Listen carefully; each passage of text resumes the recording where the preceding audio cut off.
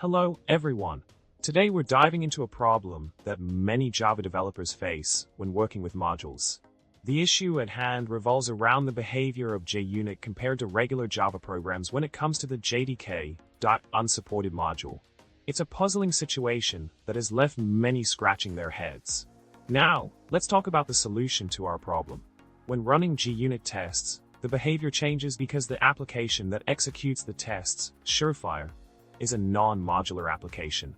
This means that a default set of root modules is used, which includes the JDK.unsupported module. Since this module is resolved in a non-modular application like Surefire, the class for name method can find classes in the JDK.unsupported module without explicitly requiring it in the module info.java file.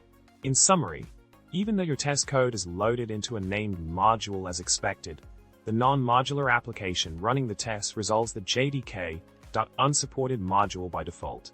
This allows the class for name method to find classes from the JDK.unsupported module without additional module dependencies. It's a quirk in the way non-modular applications handle module resolution. Thanks for watching. Remember to subscribe, like the video, and leave a comment below with your thoughts. See you next time.